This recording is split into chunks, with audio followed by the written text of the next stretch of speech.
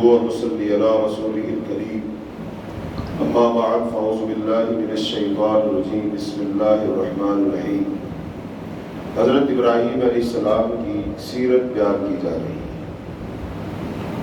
حضرت ابراہیم علیہ السلام کی سیرت کا وہ زمانہ، آپ کی زندگی کا وہ زمانہ جب آپ اپنے والد کو، اپنے خاندان کو اور اپنے علاقے کے لوگوں کو اللہ تعالیٰ کی توحید کی دعوت دے، انہیں سمجھا رہے اس کائنات کا خالق و مالک اللہ ہے، معبود اللہ ہے، اسی کی عبادت کرنی ہے، اسی کے سامنے جھکنا ہے، اور اللہ کے علاوہ جس چیز کی بھی تم عبادت کرتے ہو وہ شرک ہے، وہ غلط ہے، وہ گناہ ہے۔ تو یہ بات قوم کو سمجھا رہے، والدین کو، والد کو سمجھا رہے، لیکن ظاہری بات ہے توحید کی بات انسان کو اتنی جلدی سمجھ نہیں آتی، اور بالخصوص اس وقت جب انسان کے دل دماغ میں شرک بیٹھ چکا ہو، انسان سال ہر سال نہیں بلکہ نسل در نسل شرک کرتا چلا آ رہا ہو، تو شرک جو ہے وہ پختہ ہو چکا ہے، راسخ ہو چکا ہے، تو اس کو چھوڑنا اتنا آسان نہیں ہے۔ تو ہماری بات یہاں تک پہنچی کہ خاندان کے بڑے بزرگوں کی بیٹھک لگی اور سر جوڑ کے وہ بیٹھے، اس مسئلے کا حل کیا ہے، اور ابراہیم علیہ السلام کو ان کے سامنے پیش کیا گیا۔ تو انہوں نے ابراہیم علیہ السلام کو سمجھایا، ان کے سامنے اپنی بات رکھی، بیٹا آخر ایسی وہ کیا بات ہے جو تمہیں سمجھ آ گئی جو ہمیں آج تک سمجھ ہی نہیں آئی؟ تم ہم سے بڑے ہو، تم ہم سے زیادہ عقل مند اور دانا اور سمجھدار ہو، تو پھر تم ہماری جو ہے روش کو چھوڑ کر، ہمارے طریقے عقیدے عبادت کو چھوڑ کر، خداؤں کو چھوڑ کر تم نے الگ سے اپنے لیے رستہ کیوں بنا لیا؟ تو ابراہیم علیہ السلام کو چونکہ اللہ پاک نے رشد، ہدایت عطا فرمائی تھی، جس کی بنیاد پر وہ خود بھی شرک سے بچے نکلے اور اپنی قوم کو، اپنے خاندان کو، اپنے والد کو بھی اسے نکالنا چاہتے۔ تو ابراہیم علیہ السلام اپنے دلائل ان کے سامنے پیش کر رہے ہیں۔ تو لہٰذا جب انہوں نے اپنی باتیں کہیں تو پھر ابراہیم علیہ السلام نے بھی ان کے سامنے اپنی بات رکھی۔ تو جب انہوں نے اپنی ضلالت اور خباثت کا اظہار بڑے تکبر اور غرور سے کر لیا، تو حضرت ابراہیم علیہ السلام نے آگے سے ان کو کہا، ناصحانہ انداز میں، استفہام کے اندر، سوالات کے انداز میں اپنی بات کہی۔ کہا جب تم انہیں پکارتے ہو تو کیا وہ تمہاری آواز سنتے ہیں؟ اور یہ جتنی آیات ہے نا قرآن پاک کی، ان کا مفہوماً آپ کے سامنے ترجمہ پیش کیا جائے گا، لفظ بہ لفظ نہیں، مفہوماً ترجمہ اس کا پیش کیا جائے گا۔ تو یہ آج کی باتیں جو سورہ شعراء سے ہیں اور سورہ انعام کی آیات ہیں جن کا یہ ترجمہ پیش کیا جائے گا آپ کے سامنے۔ تو ابراہیم علیہ السلام نے کہا تم انہیں پکارتے ہو تو کیا وہ تمہاری آواز سنتے ہیں؟ یا وہ تمہیں کچھ فائدہ پہنچاتے ہیں جب تم ان کی دعائیں دیتے ہو؟ یا وہ کسی کو نقصان پہنچا سکتے ہیں جب وہ ان کی پوجا نہیں کرتے؟ یہ سوالات چھوٹے چھوٹے سے ابراہیم علیہ السلام ان کے سامنے رکھے۔ انہوں نے آگے سے کہا نہیں پہنچاتے، نہیں سنتے۔ تو جب ہم ان کی دعائیں دیتے ہیں تو ہماری پکار نہیں سنتے، نہ ہی ہمیں کوئی نفع اور نقصان دیتے، بلکہ ہم نے تو اپنے باپ دادا کو اسی طرح کرتے دیکھا ہے۔ گویا جب کوئی معقول جواب ان سے نہ بن پڑا تو باپ دادا کی تقلید کا سہارا لیا، جیسا کہ ہر دور کے اندر یہی ہوا ہے۔ جب کوئی شخص دلیل کے آگے ہار جاتا ہے، اس کے پاس کوئی دلیل نہیں ہوتی، ثبوت نہیں ہوتا، پھر آگے سے وہ صرف ایک بات کہتا ہے، دیکھو جی ہمیں زیادہ باتیں نہیں آتی، ہم سے بحث نہ کرو، یہ سارے لوگ ایسے کر رہے ہیں، ہم نے اپنے باپ دادا کو ایسے کرتے دیکھا تھا، ہم بھی ایسے کریں۔ تو یہ ہر آدمی کے پاس واحد سہارا یہ ہوتا ہے جس کو وہ لیتا ہے جب اس کے پاس کوئی دلیل نہیں ہوتی۔ اچھا، ان میں سے ایک بوڑھے سردار نے ابراہیم علیہ السلام کو دھمکی دیتے ہوئے کہا، ہمارے خدا ہمارے بھگوان تمہیں تباہ و برباد کر دیں گے۔ تب ابراہیم علیہ السلام نے کہا، جنہیں تم لوگ پوج رہے ہو تمہارے اگلے باپ دادا بھی انہیں کے آگے جھکتے رہے ہیں، وہ میرا کچھ نہیں بگاڑ سکتے، وہ میرے دشمن ہیں، میں ان کا دشمن ہوں، مجھے اس معاملہ میں کسی کی کوئی پرواہ نہیں۔ توحید کے معاملہ میں انسان کو بات دو ٹوک کرنی چاہیے۔ دیکھو باقی مسائل جو ہوتے ہیں جیسے معاملات ہیں، ان معاملات کے اندر آدمی تھوڑی لچک رکھ سکتا ہے، چلو یار تم اس طرح کرتے ہو، چلو ہم اس طرح کرتے ہیں، تمہارے پاس بھی حدیث ہے ہمارے پاس، چلو دونوں طریقے ٹھیک، چلو گزارا ہو جائے گا۔ لیکن توحید کے معاملے میں بندہ ایسے نہیں کہہ سکتے کہ چلو تم بھی ٹھیک اور ہم بھی، نہ نہ نہ، توحید کے معاملہ میں یہ بالکل برداشت نہیں۔ ایک نا شخص تھا، وہ اس کے پاس کچھ جامعہ کے طالب علم جایا کرتے، تو اس سے بات کرتے ہیں، دیکھو جی حدیث میں تو یوں آتا ہے، تم ایسے کرتے ہو، ہم ایسے کرتے ہیں، ہماری دلیل جو ہے تمہاری دلیل کیا ہے؟ تو وہ آگے سے ہر بات کے جواب میں کہتا اس بارہ میں نا دو آ رہا ہے، دو نظریے، تمہارا نظریہ ٹھیک ہے، میرا نظریہ بھی ٹھیک ہے۔ اب ایک دن دو دن ہر معاملہ میں وہ یہی کہے اس مسئلہ میں نا دو آ رہا ہے، اس مسئلہ میں نا دو آ رہا ہے، اس مسئلہ میں دو آ رہا ہے۔ اچھا، اب اس کو یہ بات سمجھ نہیں تھی کہ یہ ہر بات کے جواب میں یہ نہیں کہنا، اگلے بندے کو مطمئن کرنے کے لیے یہ تو ٹھیک ہے اس مسئلہ میں دو آ رہا ہے، ایک کا تمہیں پتہ ہی پڑا۔ تو اس نے سمجھایا تھا کہ سمجھانے والے نے، یار جب جہاں تم پھنس جاؤ نا وہاں تم یہ کہہ دینا اس مسئلے میں دو آ رہا ہے۔ اچھا، بات چلتے چلتے چلتے اللہ تعالیٰ کی توحید کی آ گئی، اب یہاں وہ اس نے پچھلا سونی لگا دیا کہ اللہ تعالیٰ کے بارے میں تو دو آ رہا ہے، تو اللہ تعالیٰ کے بارے میں دو آرا نہیں، ایک رائے۔ اللہ تعالیٰ کی ذات کے بارے میں، عقیدے کے بارے میں دو آرا نہیں ہو سکتی۔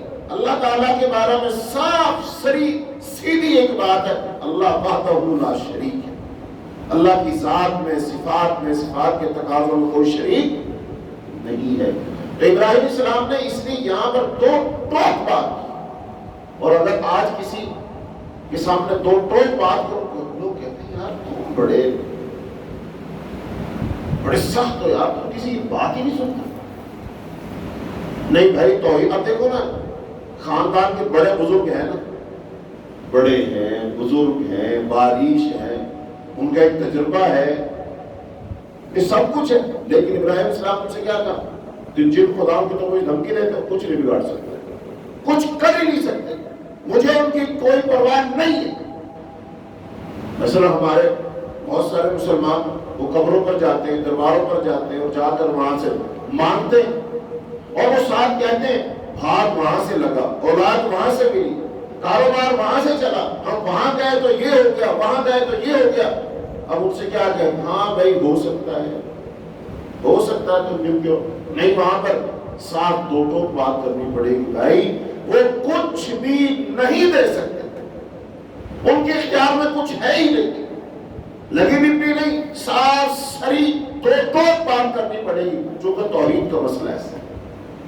نبی صلی اللہ علیہ وسلم نے مکے والوں کے سامنے جب اپنی رسالت کا وہ ان کے سامنے رکھا، میں اللہ کا رسول ہوں، میں پیغمبر ہوں، تو آپ نے کیا کہا؟ قولوا لا الہ الا اللہ تفلحوا، کہو لا الہ الا اللہ۔ حالانکہ آپ کو پتا تھا کہ یہ بات جب وہ ان کے سامنے کہی جائے گی تو ان کو اچھی بالکل نہیں لگی، اور یہی ہوا تھا۔ اس مجلس میں آپ صلی اللہ علیہ وسلم نے لوگوں کو جمع کیا، تو اس میں جب آپ نے کہا میں نے اس لیے جمع کیا کہ میں اللہ کا رسول ہوں، اللہ کے سوا کوئی بات کے لائق نہیں ہے، تو مجلس میں سے آپ کے چچا نہیں کھڑے ہو کر کہا تھا تب اللہ کا یا محمد، اے محمد تیرے ہاتھ ٹوٹ جائے، تم نے ہمیں اس لیے جمع کیا، ہم اس لیے آئے اپنے خداؤں کے خلاف بات سنیں، تو ہمیں یہ بتائے گا؟ تمہارے لیے بات بہت مشکل ہوتی ہے، لیکن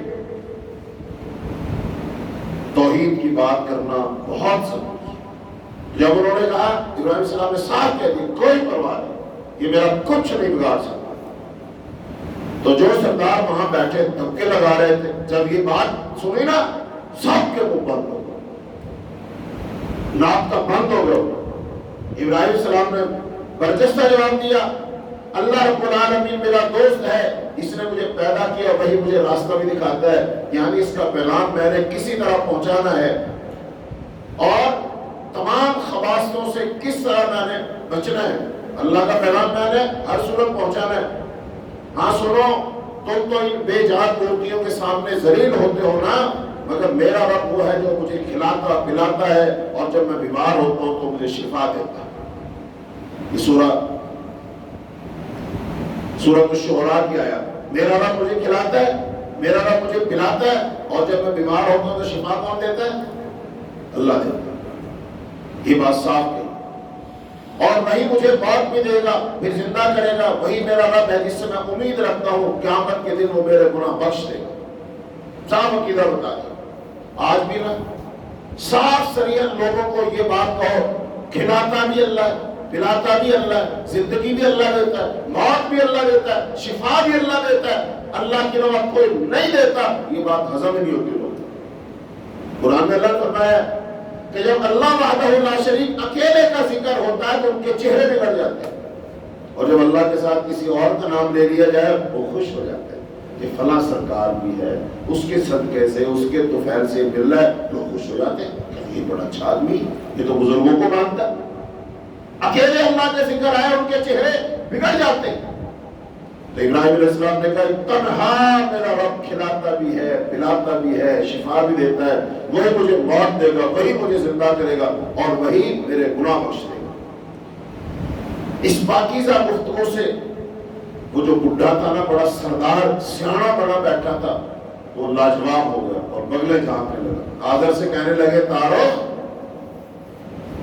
ابراہیم کو اب قابو میں رکھنا ہمارے بس کی بات نہیں ہے، اسے قتل تعلق کر لو اور اسے شاہی عدالت میں پیش کر دو، ایسا نہ ہو ہم اسے خود پیش کر دیں گے عزت رہ جائے گی، ایسا نہ ہو بادشاہ کو ساری باتیں پہنچے اور بادشاہ کا کہ سپاہی اس کو پکڑ کے آ کے عدالت میں پیش کریں گے، ہماری عزت نہیں رہے گی، بادشاہ کہے گا یہ سب کچھ ہو رہا تھا تم نے بتایا ہی نہیں، اس کا مطلب تم اس کی سرپرستی کر رہے تھے، تو عزت کس میں؟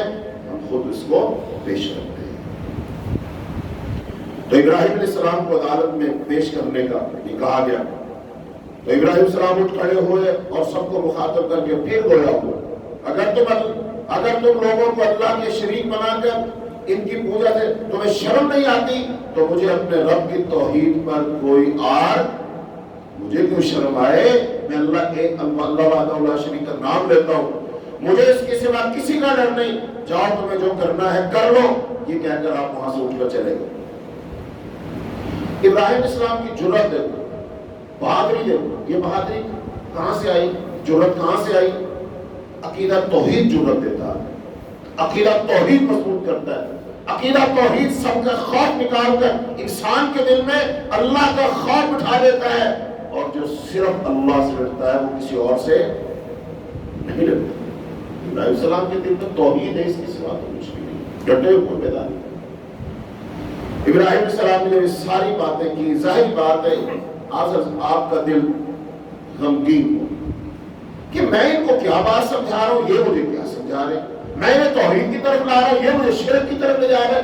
جیسا کہ رسول اللہ صلی اللہ علیہ وسلم لوگوں کو سارا دن سمجھاتے، دعوت دیتے، ان کے دروازوں پر جاتے، بیٹھکوں چوپالوں پر جاتے، میلوں میں جاتے، اجتماعات میں جا جا کر ان کو سمجھاتے، اور وہ لوگ آگے سے تانو تشنیع کرتے، برا بھلا کہتے، جملے کستے، ٹھٹھا اور مذاق اڑاتے۔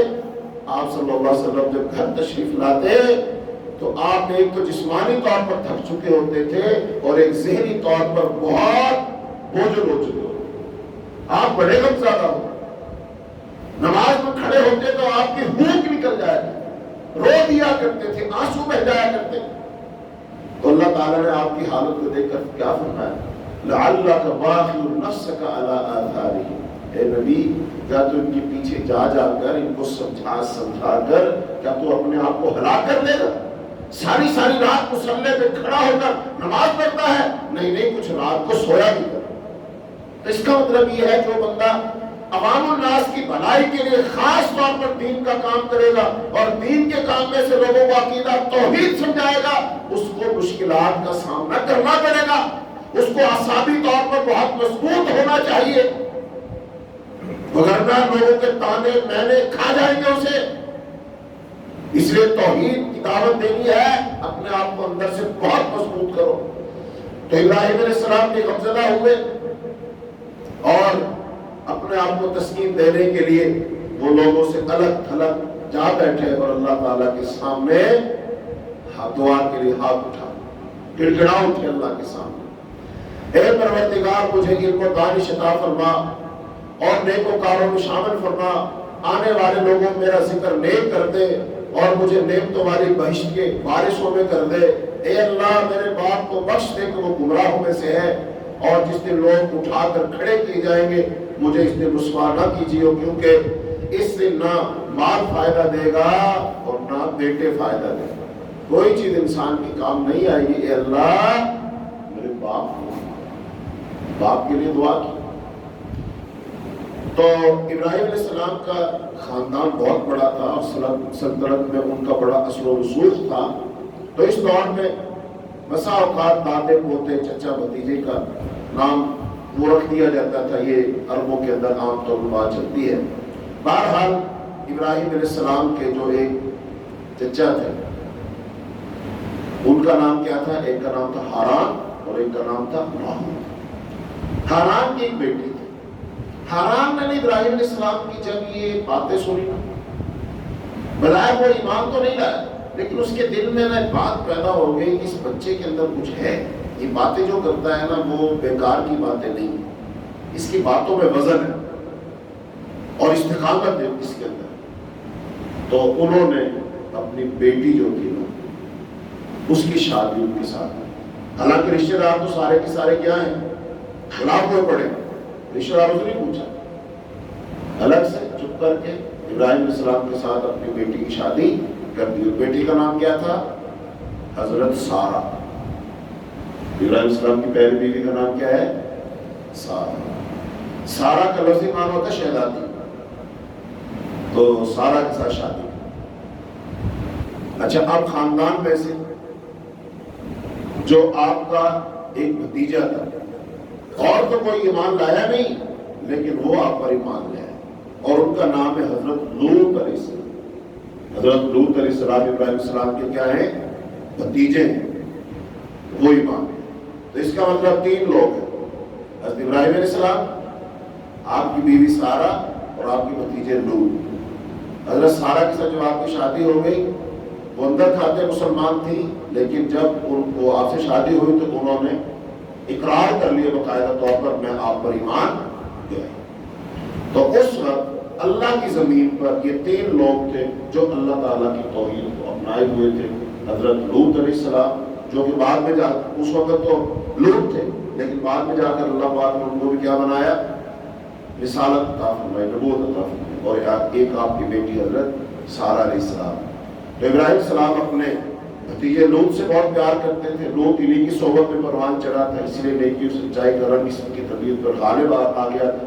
ابراہیم السلام کی شادی وہ اپنی چچا کزن سے ہو چکی تھی، تو آزر نے ابراہیم السلام کا معاملہ شاہی عدالت میں لے جانے سے توقف کیا، کیونکہ سب لوگوں کے سامنے اس وقت ایک میلے کی تیاری ہو رہی تھی، سالانہ میلہ۔